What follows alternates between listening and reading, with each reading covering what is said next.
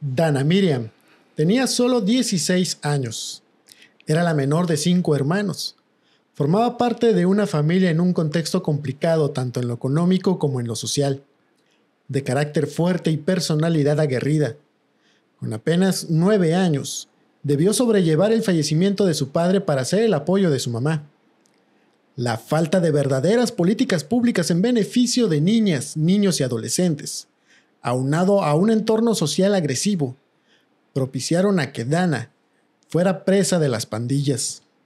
Amistades que envenenaron su corazón. No conformes, la tarde del 22 de agosto del 2020, esas mismas pandillas apagaron su luz por completo.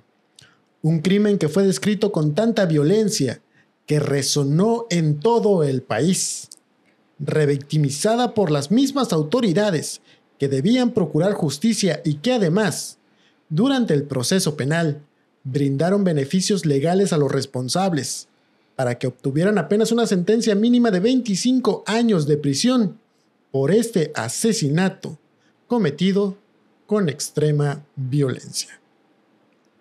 Con esta introducción damos la bienvenida a esta nueva temporada y este nuevo espacio de El Crimen Podcast, una evolución que me siento muy orgulloso y muy emocionado de compartirles y que en esta nueva aventura, en esta nueva etapa, me siento sumamente más emocionado de que sea acompañado de Tere Mejía. Hola Miguel, pues sí, un proyecto que tuvo una pausa, sin embargo retomamos otra vez después de varios años. Bueno, aquí estamos. Saludos a Eric Regnaga, que fue quien estuvo en la primera y segunda temporada, pero bueno, gracias por la invitación. Y gracias a Eric es que este proyecto continúa vivo. La verdad es que fue una temporada de pausa de aprendizaje. Estuvimos en un proceso de experimentar, de cumplir con nuevas metas, nuevos desafíos. Se logró el objetivo que nos planteamos hace 3 años, tanto en lo profesional como a nivel personal de un servidor, y que hoy este era el momento preciso de volver a retomar este proyecto del crimen que, déjame decirte, Tere, me siento sorprendido de que a pesar de que hace 3 años publicamos el último episodio, sigue vigente, las personas lo siguen escuchando. Que justamente se van a cumplir 3 años, ¿no? En noviembre. Sí, el 30 de noviembre fue nuestro último episodio que subimos a la plataforma de Spotify y que hoy pues vamos a evolucionar juntos. Así es, juntos. Así es que, bueno, pues aquí estamos y listos para comenzar. Sí, agradecer al equipo de producción que hoy nos tienen muchas sorpresas. A partir de este nuevo formato que ya, como pueden estar viendo, ya vamos a poder interactuar más con ustedes, van a poder visualizar un contenido de mayor calidad y sobre todo con ese compromiso periodístico que caracteriza y sobre todo que nos compromete en este tipo de casos. Así es, y bueno, pues estamos listos para comenzar con un caso pues que fue impactante para la comunidad mexicalense, en Mexicali, la capital de Baja California, el asesinato de una jovencita de 16 años, ¿no? Y que puso las miradas de todo el país sobre la ciudad de Mexicali, sobre Baja California contra su fiscal del entonces en la administración bonillista, que fue Guillermo Ruiz, y que pues también despertó mucha indignación por parte de colectivos feministas.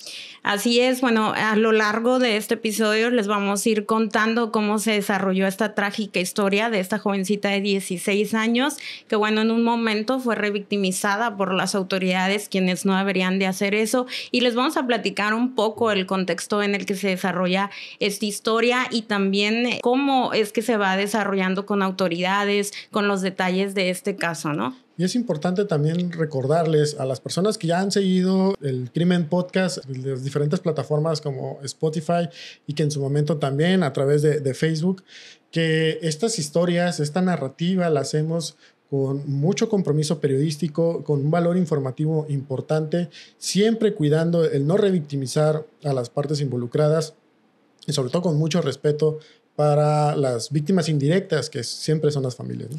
Así es importante recalcar, como ya lo has dicho, pues que todos los datos y toda la narrativa que aquí vamos a presentar está basado en los datos que hemos investigado, en cómo se ha desarrollado esta historia y bueno, los datos también y pues las declaraciones oficiales tanto de las autoridades como lo que pasó en la audiencia de las personas que fueron responsables y los presuntos, porque bueno, todavía al día de hoy en este año se está pues desarrollando ahí el juicio de varias de las personas que fueron detenidas en aquel entonces. Pues vamos entrando en materia y pues esta nueva etapa también los invitamos a que una vez concluyamos el podcast nos dejen sus comentarios, me pueden enviar algún mensaje para platicar qué les pareció este nuevo formato, sus opiniones siempre son importantes y siempre todas las leemos y también si hay un interés especial para que investiguemos un caso, que recopilemos toda esta información, pues también nos lo pueden hacer saber. Así es, y bueno, pues comenzamos. Comenzamos. Bueno, pues primero vamos a poner un poquito en contexto para las personas que nos escuchan y nos ven dónde inicia esta historia de esta joven de 16 años, esto allá en el fraccionamiento Condesa, un fraccionamiento que está al oriente de la ciudad de Mexicali, capital de Baja California. Está compuesto por diferentes privadas y justo en la privada Villena es donde se desarrolla o donde comienza esta historia, este crimen, pues que sí, como bien lo decíamos, cimbró a todo el país, no solo a la comunidad mexicalense, y fue en una casa marcada con el número 1251 en la avenida Villarreal, donde Dana Mariam pues pasaría los últimos días a sus 16 años. En el interior de esta casa es donde se desarrolla pues toda esta historia y donde lamentablemente pues la joven es asesinada por varias personas. De acuerdo a las investigaciones que realizó en su momento la Fiscalía General de Baja California y que integran los elementos dentro de la carpeta de investigación 0202-2020-24188, refiere que Dana llega a este domicilio por invitación de la que entonces ella podría decirse que conocía o refería de como cierta amistad, la persona de nombre Teresa Michel, de entonces, estamos hablando del 2020, de 23 años de edad. Pues ambas compartían, por así decirlo, cierto grado de amistad, si bien no eran una amistad, bueno, no sé si sincera o una amistad muy personal, pues sí había este conocimiento de entre ambas, ¿no? De cierta cercanía. Y es a partir de esta cercanía pues de que Teresa Michel invita a Dana a este domicilio, como bien lo comentas, en la avenida Villarreal, para convivir. Pues había cierto grado de confianza, pues la lleva por invitación a este inmueble, donde ya la esperaban otras personas. Y es que este domicilio, como bien recordaremos, en el fraccionamiento Condesa, residía el de nombre José Guadalupe Mendoza Torres, de entonces 25 años. Así es, y bueno, pues ellos se reúnen en el interior de este lugar, donde también se reúne Kevin Jesús, de entonces 18 años, en compañía de otras 3 personas, quienes tenían los apodos del Seco, el Maza. Estas 2 personas son menores de edad, o bueno, eran menores de edad en aquel tiempo, y bueno, pues también son identificados por las autoridades investigadoras como integrantes de una pandilla que se hacía llamar o se hace llamar Los Muditos. Bueno, pues las actividades que realizaba esta pandilla eran robos, lesiones en riñas y también pues se llegó a decir que cometían homicidios, ¿no? Y estos 2 jovencitos pues eran integrantes de pandillas. Porque es importante mencionarlos, porque el tema de las pandillas propiamente se vuelve uno de los temas centrales de la investigación que fueron recabando y formulando las autoridades investigadoras, tanto del Ministerio Público como de la unidad especializada en homicidios de la Fiscalía del Estado. Es ahí donde surge entonces las primeras líneas de investigación y que propiamente pues ya después la expondrían durante el desarrollo del proceso penal en cuanto a este homicidio. Así es. Y bueno, pero ¿qué es lo que pasa? De acuerdo a la investigación que realiza la Fiscalía en este caso, dentro de este domicilio, cuando estos jóvenes se reunieron, pues estaban ingiriendo bebidas embriagantes. También se dijo que estaban ingiriendo pues algunas drogas y bueno, realizaron por horas esta actividad o estaban en este convivio, digamos, donde estaban ingiriendo estas sustancias y pues tenían un sentido alterado, por así decirlo, de la realidad, o estas sustancias los desinhibían, ¿no? Posteriormente, ya una vez que avanzan las investigaciones y que el inmueble pues es revisado, incluso por los primeros respondientes, que a los minutos o los momentos después de que ocurre el hecho, se percatan precisamente de esto que tú dices. Sí había indicios dentro del domicilio de consumo de estupefacientes, había también vestigios del consumo de bebidas alcohólicas y que posteriormente pues es el factor detonante, ¿no? Para el grado de agresividad contra el que se abalanzaron en contra de Dana. Así es, todas las horas que ellos pasaron dentro o en el interior de este domicilio estuvieron pues ingiriendo estas sustancias y bueno, en un momento comienza la agresión contra esta joven de 16 años de edad. Las investigaciones refieren que lo que detonó esta agresión es que iniciaron una discusión reclamándole a la jovencita de 16 años que estuviera involucrada en una pandilla que podríamos decir contraria o un grupo contrario, ¿no?, al que ellos pertenecían.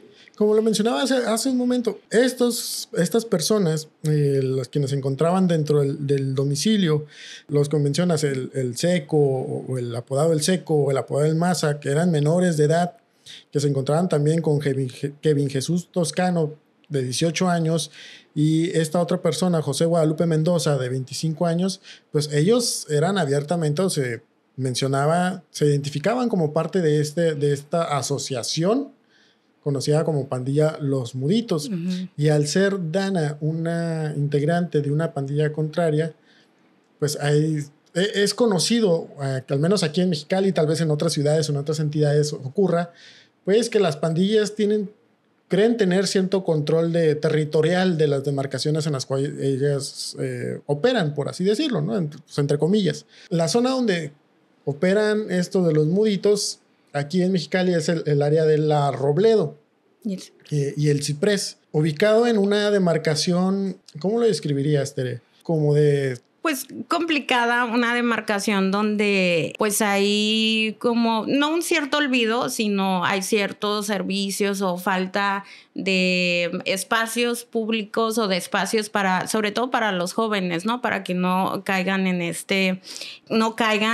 ser integrantes de estos grupos. Y bueno, esto es muy cerca de donde ocurrió o del fraccionamiento Condesa, ¿no? Esta área que prácticamente las Guays, que era el otro grupo en el cual señalaban a Dana de pertenecer, pues se encontraba dentro de esta misma área geográfica, quizá a una distancia separada de unas 5 calles, que era lo que realmente delimitaban el control de entre un grupo y otro, pues prácticamente no era nada.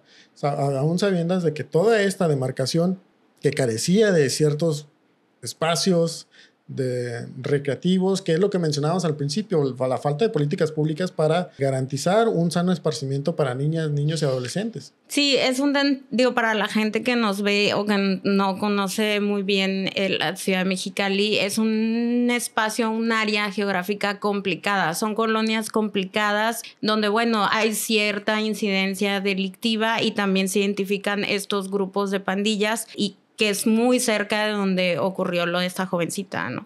Y lo dirán, o quizá algunos expertos en materia de criminología coincidirán que si en esta zona lo que pondera son las pandillas, y a falta de espacios o a falta de realmente de estrategias de gobierno que hagan atractivo que niñas, niños, adolescentes se involucren en otras actividades como el deporte, las artes o la cultura, y no vean a las pandillas como algo a lo que aspirar, bueno, pues eso fue lo que lamentablemente le terminó pasando, o en el contexto en el que orillaron a Dana a que pues, se involucrara en ese tipo de... Sí, digamos que fue un factor, ¿no? Fue un factor para que detonara en el asesinato de esta joven de 16 años, que, bueno, se vino a sumar, además de que pertenecían a estos grupos, también se vino a sumar, pues, el consumo de narcóticos, también el consumo de bebidas embriagantes, y, bueno, fue un factor y también fue el detonante para que comenzara una agresión contra esta joven. Precisamente en ese espacio, el interior de ese domicilio en Fraccionamiento Condesa, una vez que los sentidos de los agresores estaban alterados y una vez que Dana, pues arrinconada por los gritos, por las amenazas, por este grupo de personas, porque Dana solo tenía 16 años, estos lo superaban en número, en edad, en fuerza, se abalanzaron contra ella, la arrinconaron, por la fuerza la obligan a introducirse a una de las habitaciones y es ahí donde ocurre la fatal, con violencia extrema, agresión en su contra. Así es, y mientras todo esto ocurría, una de las personas que se encontraban en el interior de ese domicilio, esta persona, la que le apodan el Seco, después contaría en su testimonio que la obligan a introducirse a una de las habitaciones. El Seco se queda pues en el interior de esta habitación y bueno, él narra cómo solamente escucha los gritos y el llanto de esta jovencita de 16 años y de repente un silencio. Así lo narra él. Y es que de acuerdo a las indagatorias que realiza la misma fiscalía, quienes aparentemente obligan a Dana y la llevan en contra de su voluntad y comienzan esta agresión, pues estaría entre el mismo propietario del domicilio, el de nombre José Guadalupe Mendoza Torres, también estaría Kevin Jesús Toscano, también se habla de la participación de José Octavio, alias el Cibec, y también de Teresa, quienes habrían estado involucrados aparentemente de manera directa en contra confabularon para cometer este asesinato. Sí, hay que recordar que el Seco, como lo dijimos al principio, era en aquel entonces menor de edad. Entonces llama la atención cuando es la audiencia y se empiezan a desahogar estos testigos, pues lo que narra él, ¿no? Que dice que escucha el llanto, los gritos de Dana y de repente se escucha completamente silencio. Que es ahí donde, bueno, desafortunadamente después nos centramos que cuando él escucha silencio es porque le habían arrebatado ya pues la vida a esta joven. La indignación de la sociedad se incrementó una vez que fue de conocimiento público, que para no visualizar, pero sí darnos una idea del grado de violencia con el cual se cometió este asesinato, este crimen, es que fueron 38 heridas de arma punzocortante. O sea, un arma punzocortante es lo que coloquialmente pues, llamamos como un cuchillo. 38 heridas en el cuerpo de Dana, una niña, pues una adolescente de solo 16 años, donde de acuerdo al servicio médico forense, la mayoría de las lesiones fueron en el tórax, en el cuello, además de golpes contusos que le provocaron un traumatismo craneoencefálico, y que la herida más profunda y que coincide con su mortalidad fue una lesión precisamente en la tráquea. Así es, todo esto ocurrió, como lo decimos desde el principio, en el interior de una habitación. Ahí fue donde le propinaron todos estos golpes, donde le propinaron estas 38 lesiones con un cuchillo. Y vayamos a una parte que es en ese entonces para nosotros, medios de comunicación y para la sociedad, detonó todo este caso, que fue cuando se encuentra el cuerpo. En ese entonces, los primeros reportes indicaban un cuerpo envuelto en una cobija atrás de este domicilio, que es justamente, es una barda donde ya se acaba el fraccionamiento, digamos, es un lote baldío, y cámaras de seguridad captan el momento donde una persona, uno de los involucrados, sube al muro perimetral y entre sus manos trae un bulto, que en este caso pues era esta joven, está envuelto en una cobija de color café y lo arrojan hacia el lote baldío que colinda con la casa. Imágenes que en su momento, hace 4 años, se volvieron virales porque inmediatamente cuando se publican a las redes sociales y que a nosotros como periodistas, nuestras fuentes nos hacen llegar ese tipo de imágenes, si bien a la distancia se observan esto que describes, pues era una imagen cruda. Recordarás ese fin de semana que ocurren los terribles hechos, nosotros ya estábamos desarrollándonos en esta actividad periodística. Y incluso tú y yo ya compartíamos cierta información respecto a este y otros casos. Y nos sorprendió de entrada que primero se reportara la localización del cuerpo y a las horas se filtran estas imágenes. Así es, son imágenes que quedaron grabadas en cámaras de seguridad justamente de este fraccionamiento y las imágenes se ve literalmente donde avientan un cuerpo y es un cuerpo, más bien es un bulto grande en forma de humano envuelto en una cobija.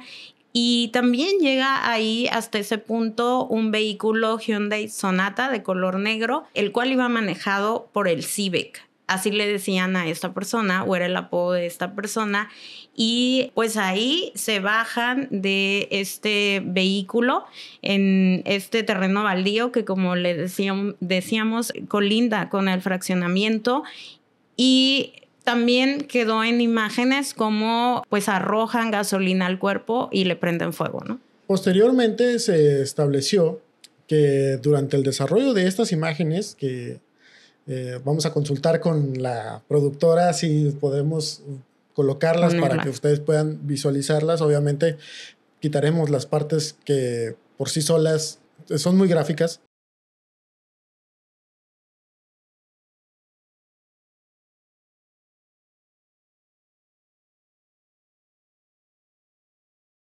Durante el desarrollo de esta escena se habla de que en el momento en el que ya habían planeado cómo deshacerse del cuerpo, el Civic sube a este vehículo Hyundai y van a una estación de gasolina a comprar combustible, ponerlo en uno de estos recipientes, porque ellos ya habían planeado incinerarlo para tratar de desaparecerlo.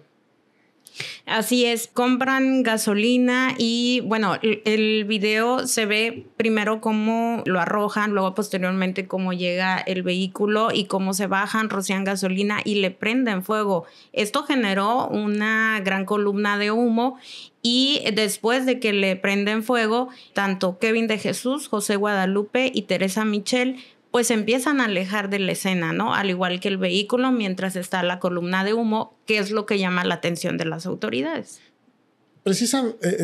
Perdón, creo que ya mi muletilla es decir precisamente, pero en cuestión de 5 minutos y tiempo que queda registrado en la videograbación de ahí de una vecina de este fraccionamiento, llega una unidad patrulla. Fueron los primeros respondientes quienes se percatan que había un cuerpo que estaba incinerándose. Los primeros respondientes se encontraban en labores de vigilancia en el recorrido de la zona y al llamarle la atención que se encontraba pues esta columna de humo en un área donde estaba despoblada y era común que personas quemaran basura, claro, pues llegan para descartar o verificar algún tipo de riesgo para la zona. ¿Y cuál fue su sorpresa? Que era un cuerpo humano el cual estaba siendo incinerado. Sí, para ese entonces, bueno, cuando los agentes descubren que era un cuerpo humano, pues se sorprenden aún más porque es el de una mujer, ¿no? Para cuando medios de comunicación, reporteros llegan a la escena, pues solamente sabían que era el cuerpo de una persona. Posteriormente se sabe que es el de una mujer. Pero bueno, se hace todo este operativo, se acordona la escena, llegan peritos de la fiscalía mientras custodia la policía municipal. Y justo es un momento clave porque al ver todo este dispositivo de seguridad, todo este operativo a raíz de que se encuentra el cuerpo de esta mujer, una vecina dice que ella tiene cámaras y es justamente gracias a estas cámaras donde se dan cuenta cómo sucedió este hecho, o bueno, qué es lo que pasó después de que le arrebatan la vida a esta jovencita, porque justo las cámaras apuntan al lugar donde ocurrió, donde la arrojan, donde la incineran, y justo todo esto captaron las cámaras, ¿no? Esto es crucial y fue contundente para la investigación y para el esclarecimiento, porque a través de estas cámaras de seguridad es donde se pueden conocer la media filiación, las características, la marca del vehículo, y sobre todo porque eran cámaras que grababan con una muy buena calidad de imagen de video, sí, y se podías visualizar con cierta precisión pues de quién se trataba. Y sobre todo porque eran personas que las autoridades ya más o menos tenían identificadas como que concurrían en esta área del fraccionamiento Condesa, y por ello es que ya con estos elementos vía frecuencia se comparten la información y empiezan ya los operativos dentro de las demarcaciones circundantes, y es ahí donde uno de las unidades de policía que se encontraban dentro de esta búsqueda se percata de un vehículo que cumplía precisamente con las características y que iba tripulado por personas que también coincidían con las que estaban buscando. Así es, eso fue crucial, como bien lo mencionas, porque al detectarse pues este vehículo es donde se detecta a estas personas que estaban conduciendo justamente sobre la calle Villarreal, la calle donde se encuentra este domicilio donde ocurrió todo, y cuando se ven descubiertos estas personas, estos jóvenes, de que habían cometido ese hecho y de que ya los tenían ubicados, intentan ingresar a una tienda de abarrotes para pasar desapercibidos. Desafortunadamente o afortunadamente más bien no logran pasar desapercibidos y son detenidos por las autoridades. Fueron al menos en ese momento se informó de la detención de solamente 3 personas, porque en las imágenes se ve la participación de 4 de ellas. Las personas que fueron detenidas en ese momento fue Kevin Jesús, José Guadalupe y Teresa Michel. Las imágenes de la detención, recordadas, Tere, inmediatamente se empezaron a compartir, porque a esas alturas ya se hablaba de que era el cuerpo de una mujer lo que había sido localizado en este predio baldío y que había intentado ser incinerado. Y momentos más tarde, pues, a los primeros medios de comunicación que confirmamos la información, pues empezamos a compartir, ¿no?, que ya había 3 personas detenidas, señaladas como presuntos responsables e involucrados en este asesinato.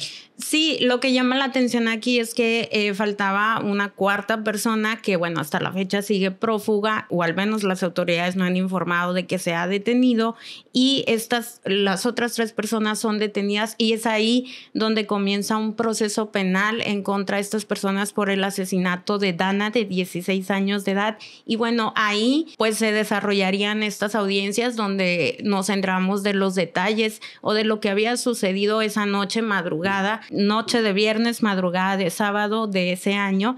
Y bueno, pues ahí es donde conoceríamos el testimonio de uno de los adolescentes, en ese entonces menor de edad, que pues decía y narraba cómo escuchó los gritos y el llanto de esta joven. Y recordarás, Tere, que para nosotros como medios de comunicación fue impresionante saber que las imágenes eran cruciales y hablaban por sí solas y los identificaban en modo, tiempo y lugar, claro, en el momento del hecho, pero que además hubiera un testigo presencial, y todavía más, que había sido amenazado para que no presentara un testimonio ante el juez.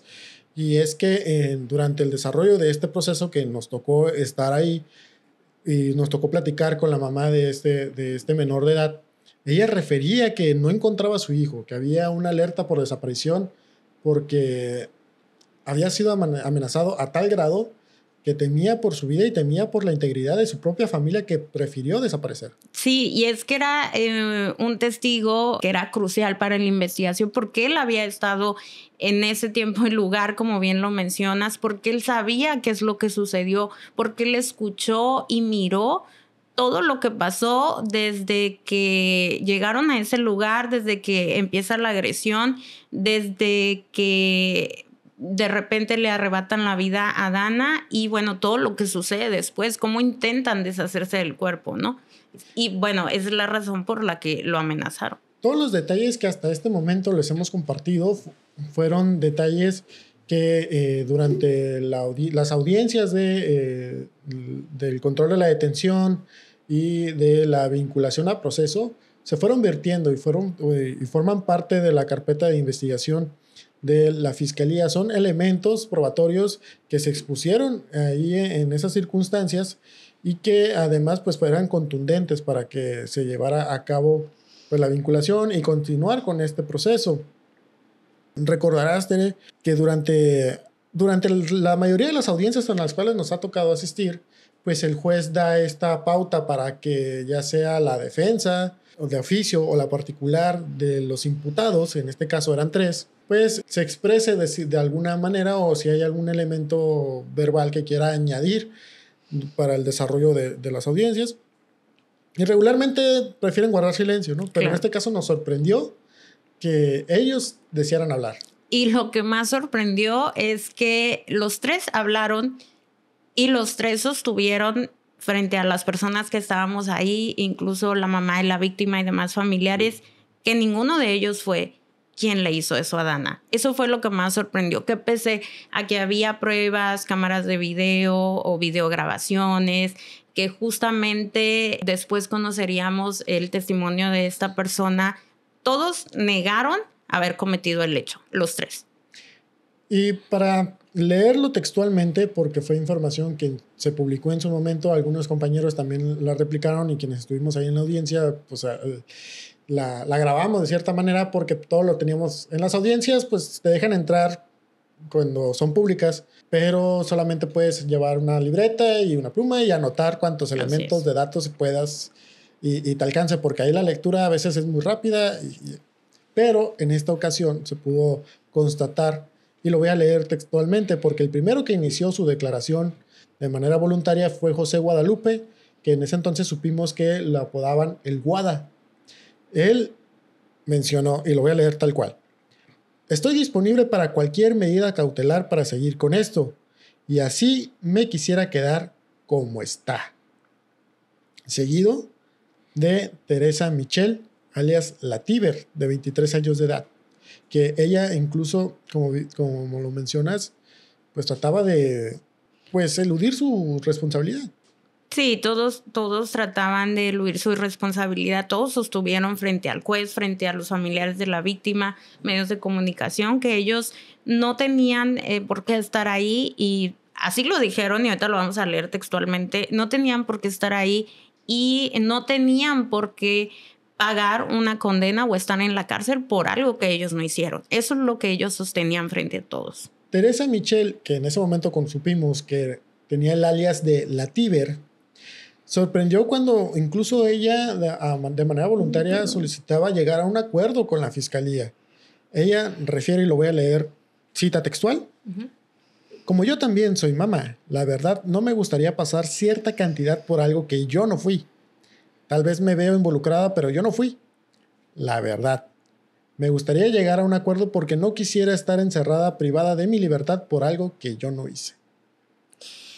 Y también quien quiso declarar y no se reservó su derecho, como normalmente y como siempre nos ha tocado tanto a ti, Miguel, como a su servidora, no se quiso reservar su derecho a declarar, fue Kevin Jesús, alias El Zorro, de 18 años de edad, quien pues también negó que él estuviera implicado en este hecho. Sin embargo, aquí también sorprendió porque pidió disculpas a la familia de Dana de 16 años. Textualmente, él dijo: quisiera pedir una disculpa a la muchacha, a la señorita presente, en este caso la hermana de Dana. Lo que pasó no fue nada grato. No me gustaría pasar encerrado por algo que yo no hice. Le pido disculpas a la hermana, pero yo no quiero que me priven de la libertad por algo que no hice. Y como lo mencionamos al inicio, este caso trascendió, además de la violencia por la cual se cometió, trascendió por las desafortunadas declaraciones del fiscal Guillermo Ruiz en la época del exgobernador Jaime Bonilla, porque fue periodo de pandemia.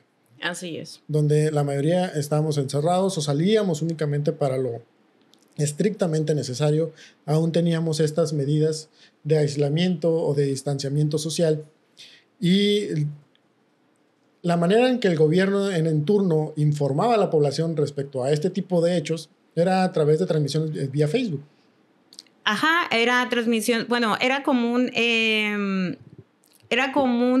que el gobierno del estado, y esto incluía a varios funcionarios y también incluía a la Fiscalía General del Estado de Baja California, que hay que recordar que la Fiscalía es un ente independiente, pero bueno, se invitaba a estas conferencias que se hacían vía Facebook a la Fiscalía para que informara de casos relevantes. En este caso, se invitó al entonces fiscal general Guillermo Ruiz Hernández, conocido como el Titi, para que hablara justo de este caso de esta joven de 16 años, Dana, para que lo hiciera. Y es importante aquí también, antes de decir las polémicas declaraciones del entonces fiscal, es importante que en estas conferencias no había prensa, no estaban invitados periodistas, justo porque cuidaban estas medidas sanitarias, ¿no?, que nos daba la pandemia. Cuando le cuestionan a través de un mensaje, de un comentario de estas transmisiones en vivo, le preguntan respecto al qué aspectos tenía la investigación o cuál era la postura oficial de las autoridades investigadoras. Bueno, lo voy a también leer textual. Es que Guillermo Ruiz refiere: tristemente en Mexicali, la semana pasada, una niña de 16 años fue asesinada. Pero pues la niña también traía tatuajes por todos lados. Estas son las polémicas declaraciones del entonces fiscal general de Baja California, que hicieron eco a nivel nacional porque estaba estigmatizando y revictimizando a una víctima, a una jovencita de 16 años que había sido asesinada. Esto se interpretó como que los tatuajes de la joven habían sido un factor o habían orillado a que ella fuera asesinada. Y esto puso en el ojo público nacional a Baja California y a la Fiscalía General de Baja California. La Comisión Estatal de Derechos Humanos, también organismos nacionales que precisamente que buscan que quitar estos estigmas sociales que hay respecto a la discriminación o la estigmatización, victimización, se pronunciaron en contra del fiscal. Pedían disculpas públicas, la familia pedía una disculpa pública. Y digo, ya a estas alturas creo que podemos decir que la explicación o el argumento cae incluso en lo ridículo, ¿no? Cuando él trata de defender su argumento al mencionar que se refería no a Dana, cuando ahí está la evidencia, el video, todo lo vimos, e incluso ahí se lo vamos a compartir. Tristemente en Mexicali la semana pasada asesinaron una niña de 16 años, pero pues la niña también traía tatuajes por todos lados y también es... Él quería justificar su cita mencionando que él se refería a los estudios de tatuaje que tatúan a menores de edad, lo cual pues hasta 2 o 3 días después sale con esa explicación, pero pues el daño ya estaba hecho. Sí, no, además la forma en que lo dice, y si tienen oportunidad y también igual aquí se los compartimos, la forma en que lo dice cuando se le pregunta o se le cuestiona por este caso, la forma en que dice que, bueno, tristemente, así lo dijo el textual, esta niña traía tatuajes, pues era en un tono de lo que mencioné hace rato, ¿no? Prácticamente él justificaba o decía que por esto le había pasado esto a Dana de 16 años. Y eso fue una revictimización y una estigmatización por parte del fiscal en ese entonces aquí en Baja California. Y si este caso ya estaba en el ojo nacional porque era una jovencita de 16 años por la forma en que había pasado, pues las declaraciones desafortunadas del fiscal lo pusieron aún más en los medios nacionales. Y mira, a Eric le tocó entrevistar a la mamá de Dana. A nuestro compañero Eric Reinaga en su momento le tocó entrevistar a María Luisa Reyes, madre de Dana, quien además de recriminar las declaraciones del entonces fiscal, exigía la pena máxima en contra de los responsables. También en una de las citas que logramos recuperar, la mamá menciona que el tatuaje no hace a la persona. Y que si era menor y que si estaba tatuada, pues que claro que sí, es como cualquier adolescente que estaba viviendo la vida muy rápido, pero pues no tenía por qué haber acabado así. La mamá declaró esto en una entrevista que le hace nuestro compañero Eric y que pedía que no fuera criminalizada de esa manera y que pues también que no se le juzgara por su apariencia. Sí, hubo indignación por parte de los familiares, obviamente. También la hermana de Dana, bueno, dijo que al hacer estas declaraciones el fiscal pues estaba discriminando a su hermana por tener tatuajes y también exigían una disculpa pública por parte del fiscal. ¿Y se disculpó? No recuerdo si se disculpó. No, Bueno, que yo no tengo datos que se haya disculpado. Al carácter que, valga la redundancia, caracteriza a Guillermo Ruiz, pues difícilmente iba a emitir una disculpa pública. Sí, bueno, digo, fuera en contexto, fue un fiscal muy polémico porque también había otras investigaciones en torno a su trabajo, como la renta de oficinas fuera de la fiscalía, cuando él tenía su despacho, por así decirlo, en el edificio oficial de la fiscalía. Sin embargo, él decide que no quiere despachar ahí y renta unas oficinas. Fue un fiscal muy polémico aquí en Baja California, que bueno, estuvo durante la administración de Jaime Bonilla Valdés y es justo cuando ocurre este caso y hace esas desafortunadas declaraciones, ¿no? Desde ese momento a la fecha, estamos hablando de más de 4 años transcurridos, y hace apenas el pasado mes de agosto, finalmente hay una sentencia, y es que a las autoridades locales pues nunca las ha caracterizado ni tanto al Poder Judicial, ni a la Fiscalía del Estado, ni cuando era Procuraduría, los ha caracterizado la prontitud para llegar al esclarecimiento de algunos casos o a sentencias, ¿no? En cuanto ya se encuentra una responsabilidad. Después de 4 años de alargar este proceso, pues finalmente el pasado mes de agosto se llega a una sentencia. Sí, y se hace, ojo, por procedimiento abreviado. Que esa es una también aquí en Baja California, es una constante de los procesos penales, sobre todo en feminicidios, en asesinatos de mujeres, en homicidios, que se hacen por procedimiento abreviado. ¿Qué significa esto? Que te declaras culpable y te dan una pena mucho menor de la que se está establecida, ¿no? Que es una práctica que unos considerarían, o a lo mejor ministerios públicos considerarían, que es para darle celeridad al caso o llegar rápido a una sentencia para no alargar un juicio, llegar a la etapa de juicio oral, y que a través de esta salida alternativa logren una sentencia pues por la vía de los mínimos años. Al final recordarás que se le imputa el homicidio calificado y no por feminicidio, que hubo también otra polémica ahí. Sí, ahí hubo controversia también porque el caso no fue procesado por feminicidio, a pesar de que ella pues era mujer, su cuerpo apareció en la vía pública. Lo que hicieron las autoridades es procesarlo por homicidio calificado. Y es que pues el argumento central era como el tema de las pandillas, y el argumento era que no se trataba propiamente en sí de una cuestión de género. Por eso es que se van por la vía del homicidio calificado, que de acuerdo al Código Penal, la punibilidad es de hasta 60 años, creo.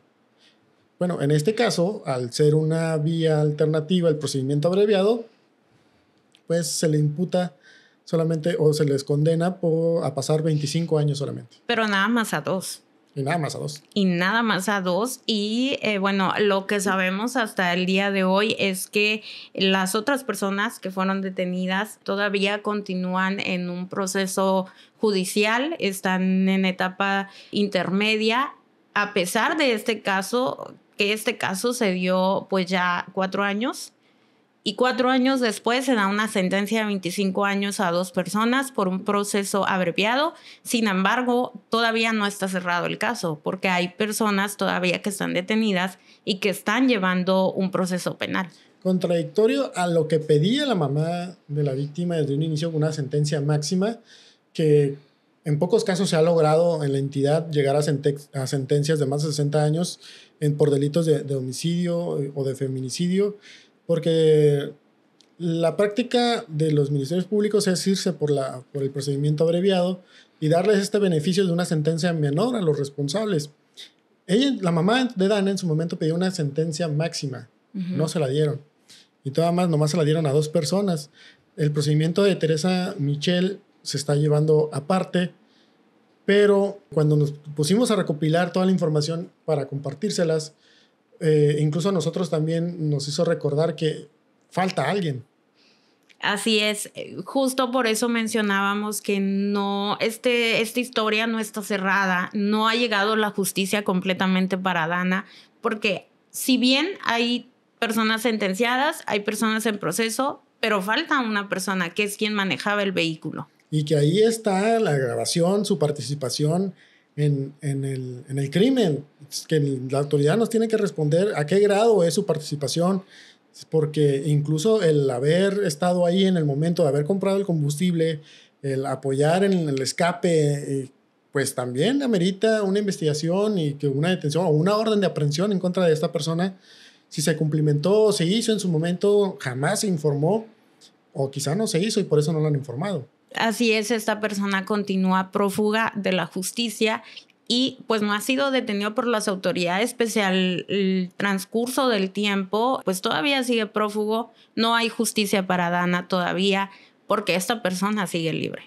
Y nos vamos a dar la tarea, la misión de próximamente, en la oportunidad que tengamos, cuestionar a la ahora fiscal del estado, María Elena Andrade, que si bien no fue algo que pasó durante su periodo de gestión, pero pues sí le debe a la comunidad mexicalense y del país el saber qué pasó con esta persona, si está involucrada o no, y si lo está, ¿por qué no ha sido detenida? Y saber también qué es lo que va a pasar con las personas que tienen todavía un proceso abierto, si se van a ir por un juicio abreviado o van a seguir todo el proceso, ¿no?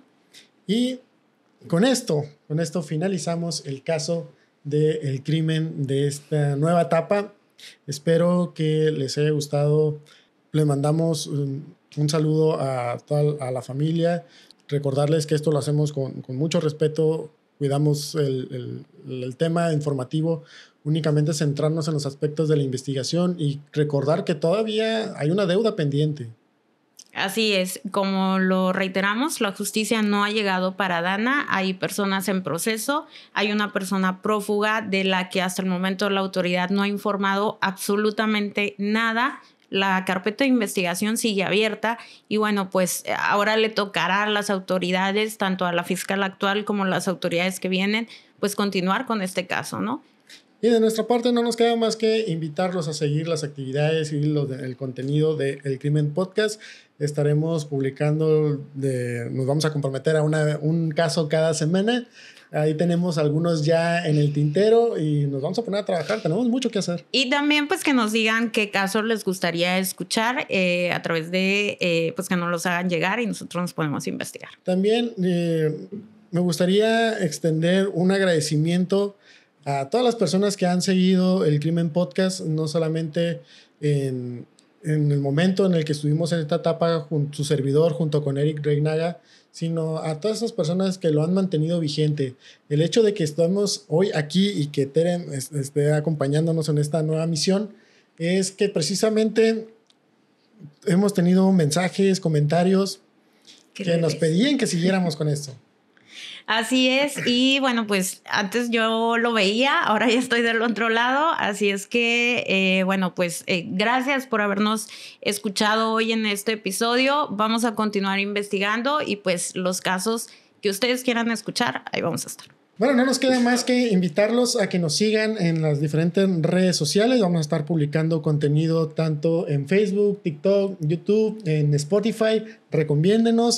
Sé por ahí que en algunas clases ya de criminología analizan estos casos, los cuales también nos emociona y nos enorgullece.